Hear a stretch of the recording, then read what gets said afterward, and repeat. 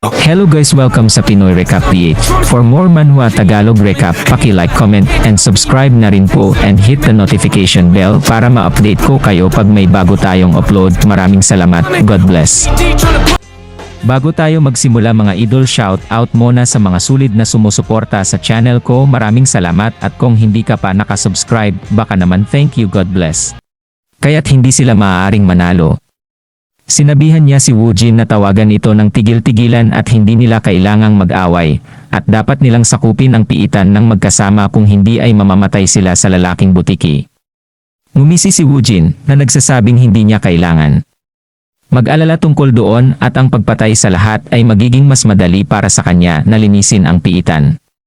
Si Jihoon, kinakabahan, ay nagtatanong kung ano ang ibig niyang sabihin. Pinapanood namin ang mga batang Skelly na gumagapang mula sa sahig, at medyo marami na sila ngayon. Sinabi ni Woojin na hindi niya mapagkakatiwalaan si Jihoon dahil gusto niya itong patayin ilang minuto ang nakalipas.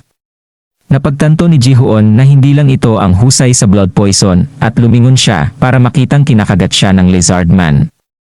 Umiwas siya paatras ngunit napaswipe ng buntot, ngunit hinarangan ito ni Stinky, at tinahol niya si Jihoon dahil sa hindi niya pagtulong sa kanya kanina. Ang buntot ay pumulupot sa kanya na parang ahas, at itinaas siya sa hangin.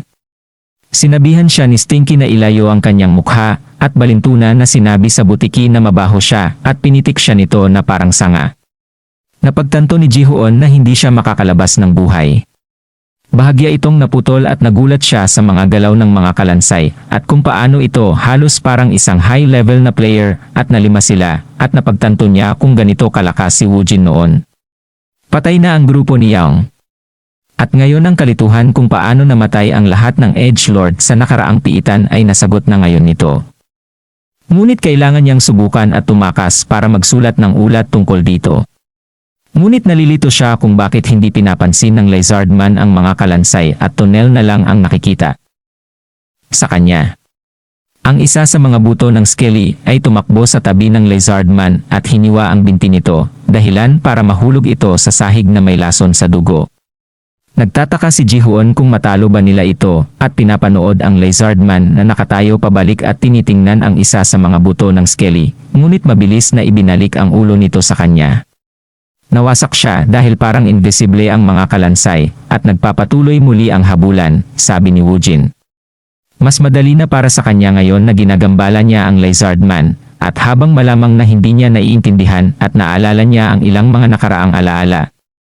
Nakita namin ang isa sa kanyang mga lumang miyembro ng partido na nagtatanong kung kailangan ba niyang ikalat ang putik na ito sa kanyang katawan.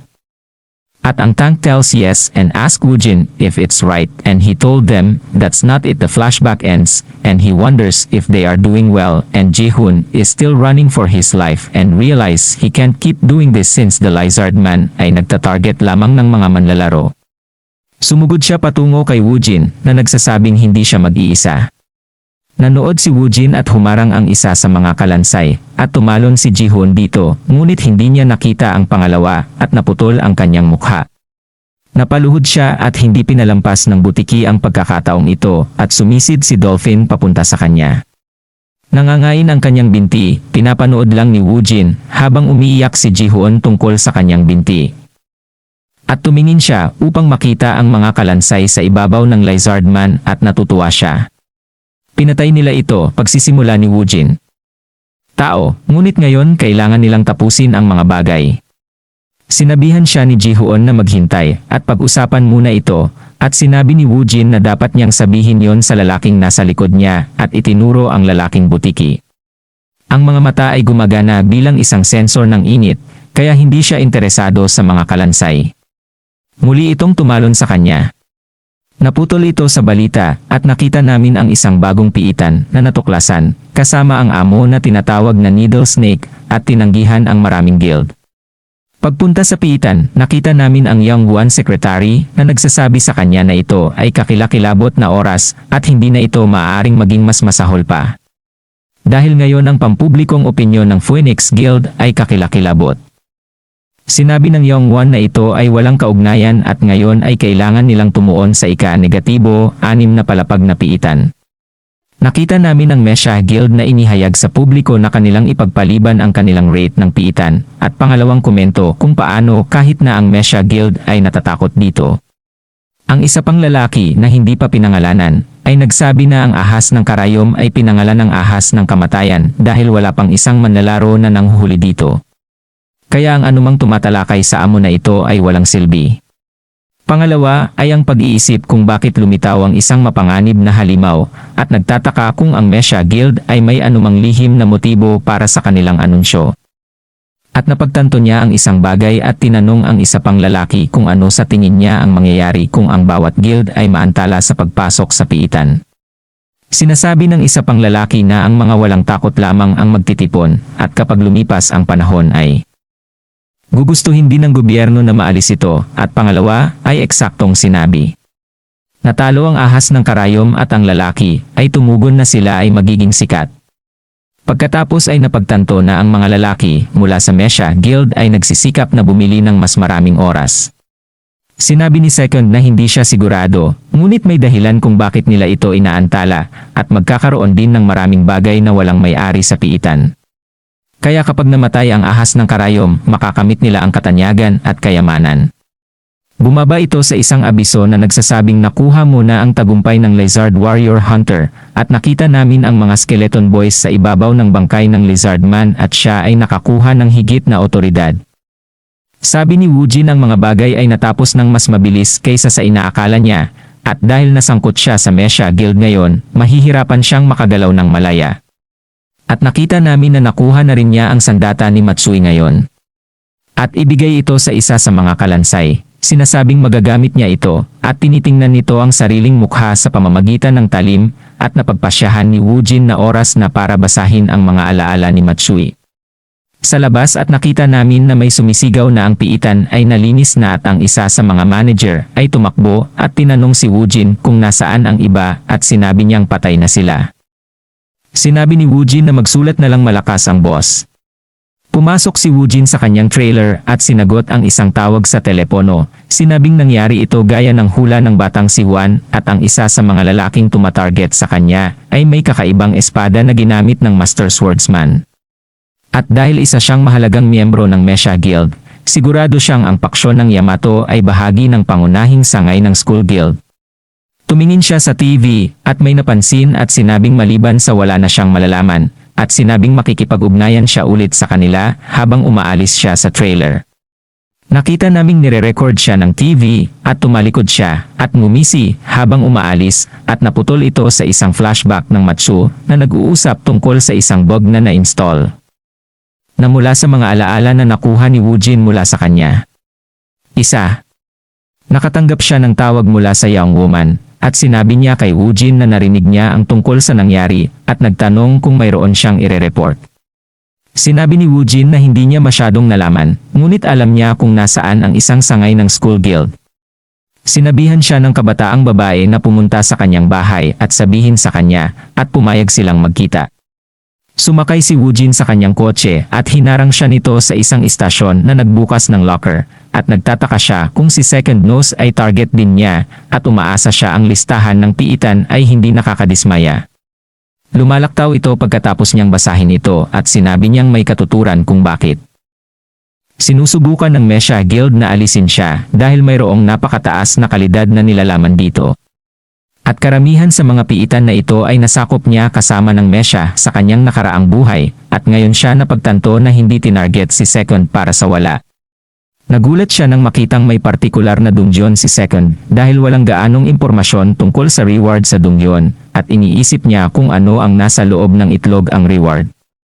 Only such and knew about it and now he needs to be the one to clear this dungeon. He walkie-talkies Second and Second is glad it's time for their first deal.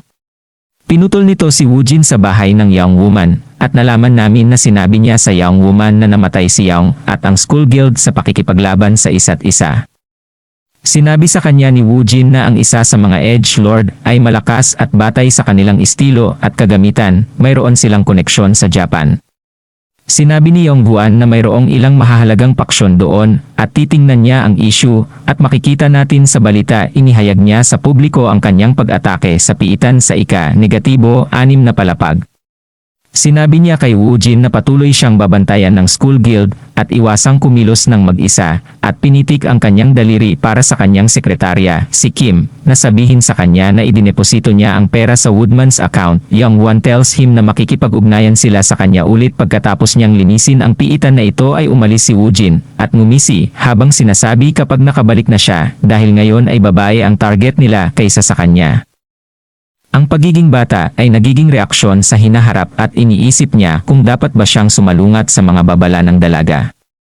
Ito ay humarang sa isang trailer sa labas ng gate at sinabi ni Secretary Lee pangalawa hindi niya alam kung papayag si Woojin sa kanilang sitwasyon at sinabi sa kanya ni Second huwag kang mag-alala, narinig namin na sinabihan niya ang isang lalaking nagngangalang Lee Gina na maghanda. At sinabihan niya si Secretary Lee na huwag tawagin ang kanyang pangalan, at narinig namin si Woojin na nakikinig sa kanilang pag-uusap mula sa labas. Nakilala niya ang pangalan bilang miyembro ng Phoenix Guild at binuksan niya ang pinto. And we see it's the man who's always with Second. Secretary Lee tells her that Gina will accompany him, and if he agreed to go ahead and sign the contract, and she'll answer any questions he has. Nalaman namin na si Gina ay itinuturing na immortal at kung paano noong siya ay isang Mesha hunting dog, si Gina ay nakatakas mula sa kanya ng 2 beses, ngunit walang pangatlong pagkakataon. Sinabi ni Woojin na unang beses niyang marinig ang tungkol sa isang examiner at kinumpirma na kailangan nilang pumasok sa piitan magkasama at pagkatapos ay sinabi ang pangalan ni Gino na ikinagalit niya dahil kinasusuklaman niya ang kanyang pangalan at nagkomento siya tungkol dito. Humingi ng tawad si Woojin, ngunit sarkastikong tinawag siya. Tinahol siya ni MR. Gina at tinanong ni Woojin kung maaari ba niyang makausap si dalawa, ND, at sinabi sa kanya ni Secretary Lee na mararating siya ng walkie-talkie. Tinanong niya ang pangalawa kung naririnig niya siya, at tinanong ni Second kung may issue. Tinanong ni Second kung may problema sa examiner, at sinabi ni Woojin na hindi yon, at mga tanong tungkol sa kung ano ang mangyayari kung mamatay si Jenna. Nagtataka si Jenna kung tinatakot siya, at sinabi ni Second na hindi niya kailangang mag-alala, at sinabi ni Woojin na naiintindihan niya. Tumabi sa kanya si Jenna at hinawakan ang walkie-talkie. Sinabi sa Second na baliw ang bago nilang kliyente, at kung papasok sila sa gate at hindi siya tulad ng inaasahan, tatanggalin niya ito. Nagalit si Second at pagkatapos ay nagsimula silang magbiro muli tungkol sa mga kalori at pagkain tulad ng karaniwan nilang ginagawa. Mabuti na lang at pinigilan sila ni Secretary Lee at sinabing gagabayan niya sila sa pasukan. At habang sila ay naglalakad, sinabihan ni Gina si Woojin na huwag magtangkang humila ng kahit ano dahil hindi siya naawa sa mga sumusubok na umatake sa kanya at hindi niya kailanman pinabayaan ang sinuman na makatakas noon. Napagtanto ni Woojin na hindi siya nambobola batay sa kanyang nakaraang buhay, at natutuwa siyang nakatagpo siya ng walang kamatayang Jenna ng napakaaga at sinabing magagamit niya ng mabuti. Pinutol nito si Secretary Lee sa telepono na nagtatanong sa pangalawa kung magiging maayos ang lahat. At paano kung hindi bumalik si Jenna? Second says if that happens, Woojin will be their enemy. They enter the gate, and Gina asked if he's glad he's him off because he'll do his best na hindi siya pinapansin. At nagtataka siya kung paano mahuhuli ni Woojin mag-isa ang lahat ng masasamang lobo dahil upo siya dito at magbabantay hanggang sa siya ay makiusap na tulungan siya. Umupo siya at sinabihan si Woojin na kumilos at tinitigan siya ni Woojin. Jenna ay nagsimulang kumain ng pagkain. At pagkatapos ay inilarawan ni Woojin ang tungkol sa pagpapala ni Gina at kung paano ito ay isang malamat na kasanayan na kahit na masiraan siya ng ulo o mapunit ang kanyang puso, hindi siya mamamatay.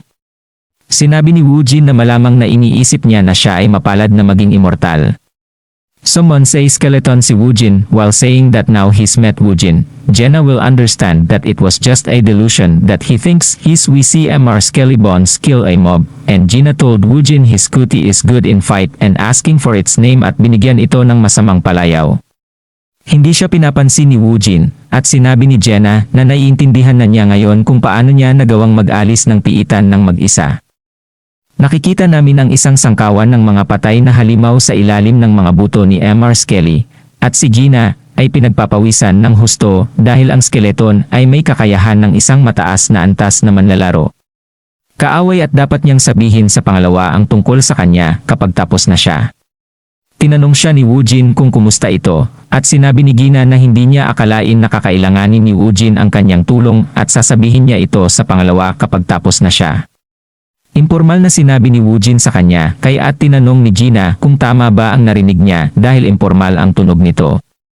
Tumayo siya at tumingin upang panoorin ang mga kalansay at pagkatapos ay nakita niyang napapalibutan siya ng mga ito at tinanong si Woojin kung ano ang ginagawa niya. At napagtanto niyang mayroong 5. Sinabi ni Woojin na hindi sinabi ni Jenna sa kanya kanina na pinaplano niyang umupo pabalik at panoorin kung hindi siya nagmamakaawa sa kanya. Sinabi sa kanya ni Gina na biro lamang iyon at hindi niya sinasadyang masaktan siya.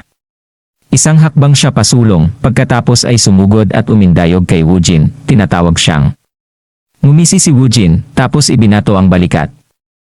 Tumingala si Jenna, Juno para makita si Woojin na sinasabi sa kanya na magandang ideya na salakayin ang summoner. Pagkatapos ay napagtanto ni Jenna na hinulaan ni Woojin ang lahat ng ito at itinatago niya ang kanyang mga kakayahan at wanderers kung ano ang kanyang tunay na layunin. Sinabi sa kanya ni Gina na wala siyang mapapala sa kanya at na mahusay siyang magtago ng mga sikreto. Sumagot si Woojin sa pagsasabi na parang hindi siya at hindi mahalaga.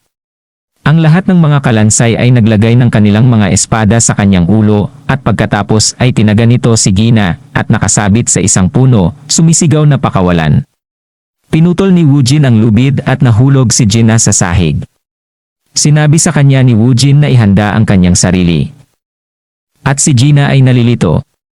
Sinabi ni Woojin na ipinakita niya sa kanya ang kanyang mga kakayahan at ngayon ay kanyang turn.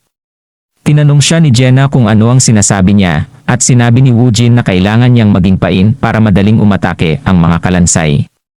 Tinanong ni Jenna kung sa palagay niya ay makikinig siya sa kanya at hinila ni Woojin ang lubid at tinanong kung dapat niya itong ibitin pataas ulit. Napagtanto ni Gina na siya ay baliw pagkatapos ay sinabi na siya ay tama at siya ay isang mahusay na tangke. Ito ay pinutol kay Jenna na tumatakbo at ginawa ang isa sa mga lobo sa Kool-Aid ang iba ay nagsimulang tumalon sa ibabaw niya at sinabi niyang napakarami sa kanila at sila ay nagdugpel. Ang tumpok ng aso ay nahuhulog. Nakikita namin ang isang anino ng kalansay sa ibabaw ng isa sa mga lobo at lumingon ito upang makita ang aking mga skelly bones. At pagkatapos ay ang mabangis na pagsalakay ensues. Sa sobrang brutal na paraan, nilipol nila ang mga aso at pagkatapos ay nakita namin si Gina na sumisigaw at itinataboy ang iba sa kanila. Pinapanood ni Woojin habang nililinis ni Gina ang iba pang mga lobo at halatang pagod na si Gina at tumingin siya kay Woojin. Sabi ni Woojin bagamat hindi ito katulad ng sa nakaraan, hindi pa rin siya madaling mamatay, kaya magiging kapaki-pakinabang siya sa hinaharap. Nakita namin si Woojin na tumatakbo at sinabi ni Jenna na baliw ito dahil hindi man lang siya pinapahintulutan ni Woojin. At may isang pulutong ng mga lobo sa likod niya. Nakikita namin ang mga lobo na nilulubog ng mga skelly boys at nakita ni Gina ang isa na naiwan habang kinakagat nito ang kanyang binti. Hinalikan niya ito at marahang itinapon sa isa sa mga kalansay. Nakangiti ito sa abot ng kanyang makakaya at lumilitaw ang isang malinaw na mensahe. Sinabi ni Gin sa mga skelly boys na sila ay sobrang pinaghirapan at nakilala ang maling master at hindi tulad ni Woojin, sila ay nagsusumikap at nag-aalok sa kanila ng high five. Ang isa sa kanila ay nagmumuni-muni at saka tumalikod. Galit si Gina, pumunta siya upang ilagay ang kanyang kamay sa ulo nito at umiwas ito. Pinapanood ito ni Woojin at napagtanto niyang iba ang mga mata ni Gin kaysa sa kanyang nakaraang buhay. Isang lalaking may makapangyarihang katawan na nakipaglaban sa Mesha Guild at isa siya sa pinakamalakas na lalaki na kinilala niya.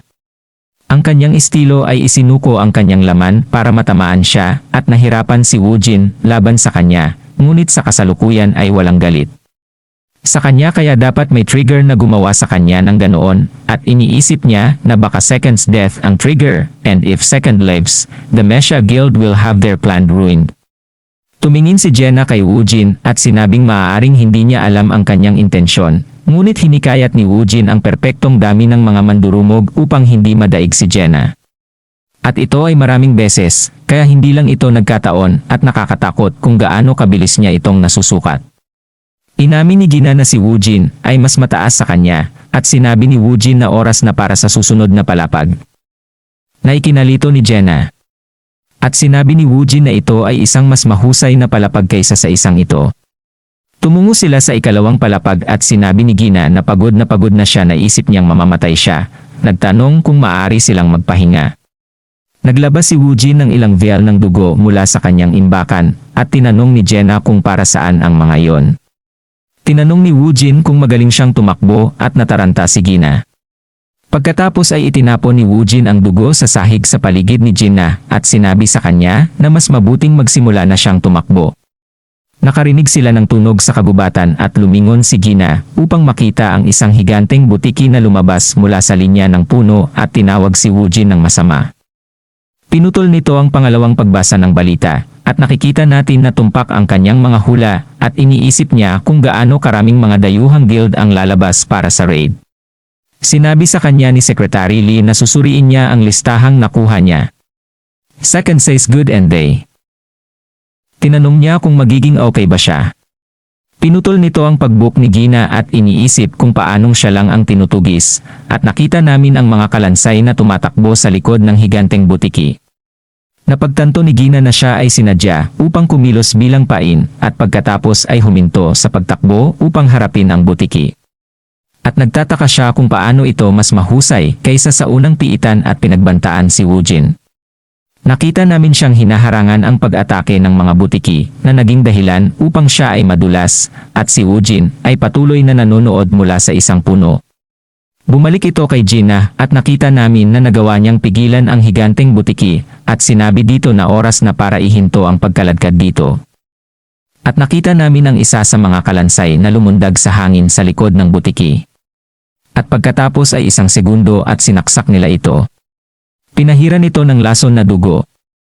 Bumagsak ito sa sahig at nagkomento si Jenna sa kung paano nasanay ng mabuti ang mga kalansay at kung gaano karaniwang ginagamit ang mga ito bilang suporta. Ang butiki ay tumayo pabalik at nagswepe sa mga kalansay at ang isang pato sa ilalim nito at ang iba ay lumundag sa hangin. Tinitingnan nito ang mga kalansay, tinitigan ang mga ito ng 1 minuto, at pagkatapos ay tumingin sa paligid at napagtanto ni Gina na hindi nito nakikita ang mga ito at napagtanto kung bakit siya lang ang hinahabol. Nagtataka siya kung paano nalaman ni Woojin ang lahat ng ito. At pagkatapos ay napagtanto ni Gina na lahat ng ito ay pinlano mula sa simula. Siya ay natamaan ng butiki at sumigaw habang siya ay pinalipad sa mga puno na tinutumba ang mga ito habang siya ay bumagsak sa mga ito. Ang alikabok ay tumira at siya ay tumayo pabalik at ganap na gumaling. Sinabi ni Woojin na ito ay tulad ng inaasahan at pinapanood niya si Ginardua Jojo na nagpupose sa butiki na labis na naglalaway. Sinabi ni Jenna na sayang ang kanyang mga kalori at nilagyan ng mga sandata ng buko mula sa kanyang inventaryo at pagkatapos ay sumugod patungo sa butiki. Lumapit siya at itinaas ang kanyang kamao pabalik pagkatapos ay naglulunsad ng isang mabagsik na pag-atake dito na mahalagang patayin ang butiki. Nahulog ito at mabilis na nilapitan ito ng mga kalansay mula sa likuran at pinapanood ni Gina habang patuloy nilang ginagamit siya bilang pain. At sinaksak nila ang tagiliran ng butiki na naging sanhi ng pag-ungol nito dahil muli itong nilagyan ng lason. Ang isa sa kanila ay tumagas sa hangin at dumapo sa think tank nito na nagdulot ng pangwakas na suntok. Nahulog ito at napabuntong hininga si Jenna. Bumaba si Woojin mula sa puno at nakita namin ang 1 toneladang status window na lumalabas tungkol sa mga level up at kung paano tumaas ang kanyang mga kasanayan at nagkaroon siya ng higit na otoridad. Napangiti si Woojin at pagkatapos ay naputol ito sa ilan. Ang Ben 1-0 na halimaw ay pinagsasama-sama ng ilang tumutulo na mga kalansay. Nagawa nilang dalhin ito sa sahig at simulan itong patayin at sinabi ng isang lalaking nakahood na ang mga kalansay ay hangal at kailangan niyang ipatawag pa. Nakita namin na ito ang kanyang ika-50 na pagpatay sa troll, ngunit hindi siya pinapansin ng Nimbus at nagtataka siya kung sino ang napapansin ng Nimbus. Pinutol nito sina Woojin at Jenna, at si Jenna ay nagugutom kaya sinabi niya sa kanya na dapat silang umalis maliban kung may gagawin pa. Sinabi ni Woojin na mayroon pa silang pinakamahalagang bagay na natitira. Woojin begins to Nagtatanong kung naririto ito at pagkatapos ay hinihiwa ito at nakita naming binuksan niya ang tiyan at umabot sa loob upang ipakita ang isang itlog. At naginintuan ng Mesyas ang anumang nasa loob nito at ngayon ay malalaman niya kung ano yon. Binanggit ni Gina kung paano ang malinaw na kalagayan ng piitan ay upang masecure ang isang bagay at nagtanong kung ano ang gagawin niya sa item. Binuksan ito ni Woojin at sumigaw si Gina, nagtatanong kung ano ang kanyang ginagawa. Ang shell ay patuloy na gumuho at nakita namin itong kumikinang at tumingin siya sa loob upang makita ang isang pahina ng kasanayan at siya ay umiling na pinatay nila ang mga tao dahil lamang dito at nakita namin na ito ay isang pahina ng kasanayan para sa kanyang klase at ginagawa siyang immune sa lahat ng uri ng lason. Nagtataka siya kung paano narito ang kasanayan ng King of Deadly Poison at kung gaano kalupit ang tao sa pagpatay ng mga tao at na ang Mesha Guild ay nawala ang marami sa kanilang mga miyembro na sinusubukang patayin siya at nagalit siya sa pag-iisip tungkol sa lahat ng ito. At napagtanto niya na magkakaroon ito ng pagkakataon. Imposibleng ninakaw ito ng Poison King sa Mesha Guild, kaya dapat ibinigay nila ito sa kanya para maging kontrabida siya at sila ang mga tagapagligtas. Ibig sabihin, walang silbi ang lahat ng pagkamatay ng kanyang mga kaalyado. Ngunit ngayon ay nakuha na niya ito, hindi na mauulit ang kanilang pagkamatay. Natutunan niya ang kasanayan at muling sinabi na siya ang papatay kay Sochen.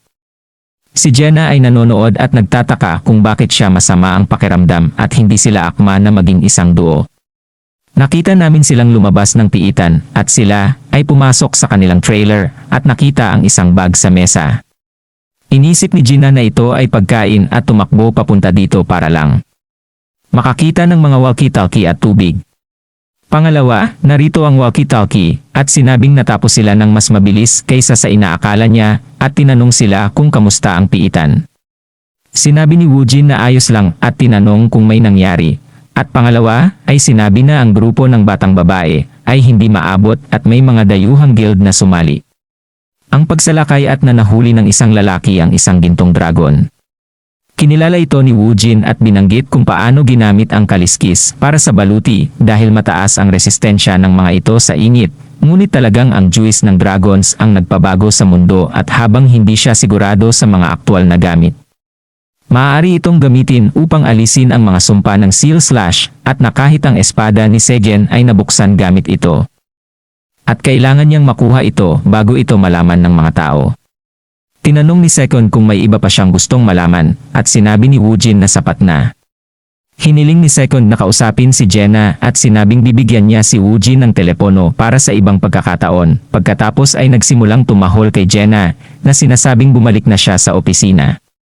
Dapat daw magpahinga si Gina dahil pinaghirapan niya and dalawa and mentions food. Kaya syempre, si Gina bilang baboy siya ay agad na bumangon.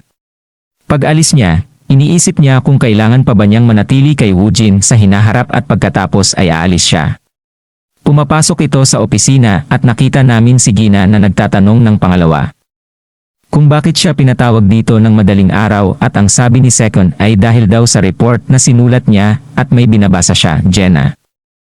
Siya ay nagtanong kung siya ay sinadya upang pumunta sa mag-isa at pangalawa ay nagsasabi sa kanya na siya ay pupunta sa isang taong may kasanayan.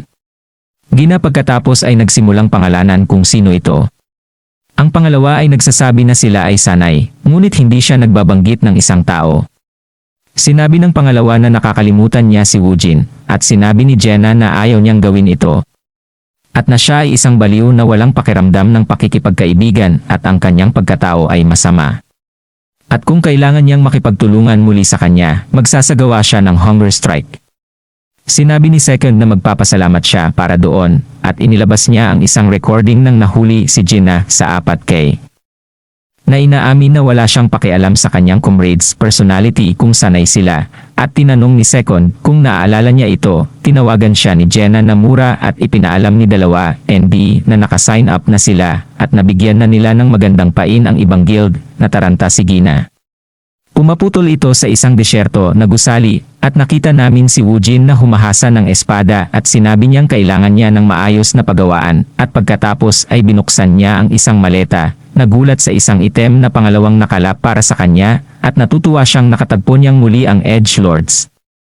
Pinutol nito kina Gina at Second na pinag-uusapan kung may natitira pang mga pwesto sa piitan, at sinabi ni Second na naihanda na niya ito ng maaga kasama si Secretary Lee. Sabi ni Jen na hindi ba mahihirapang sumali si Woojin at tinanong kung gumagastos siya ng maraming pera.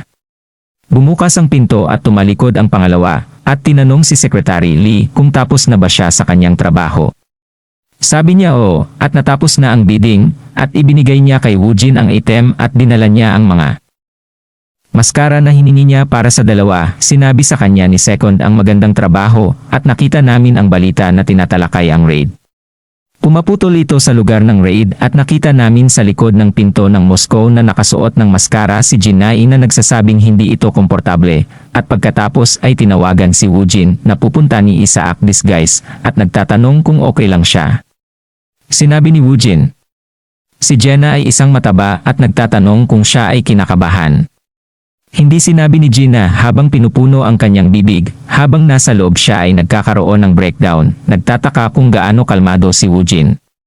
Pagkatapos ay tinanong niya si Woojin kung siya ay kinakabahan, na sinabi niya. Siyempre sinabihan siya ni Gina na maniwala sa kanya. Si Woojin ay dumaan sa kanyang inventaryo na nagsasabing siya ay natutuwa na siya ay nakakuha ng isang item at sinabi sa kanya ni Jenna na bilhan siya ng karne pagkatapos nilang matapos at na sila. Kailangang lumaban ng sama-sama. Kaya't huwag gumawa ng anumang kakaiba tulad ng huling pagkakataon.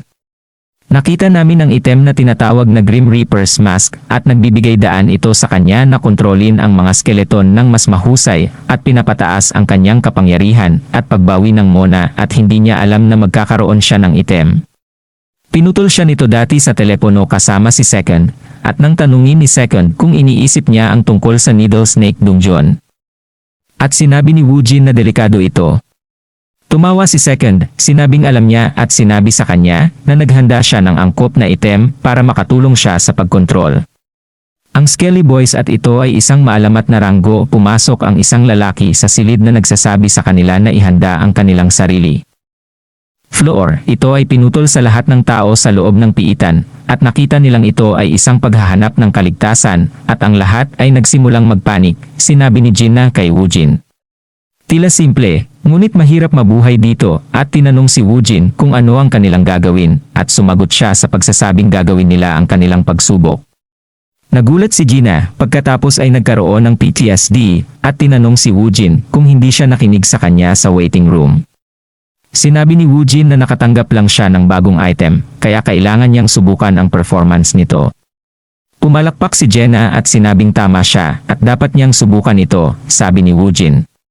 Dapat silang pumunta sa isang tahimik na lugar. Nakita namin siyang nagpatawag ng kalansay at binati ito ni Jenna. At pinupunan, tumulo ang mga kalansay at nagsimulang makipaglaro kay Mr. Skelly Bones. Binuksan ni Woojin ang kanyang inventaryo at inilabas ang maskara at nagulat siya nang makita niya ang isang string na nakakabit sa kalansay. Ang kanyang mga ugat at ngayon ay konektado. Nakakakita siya ng kumikislap na liwanag pagkatapos ay iminulat niya ang kanyang mga mata upang makita si Jenna.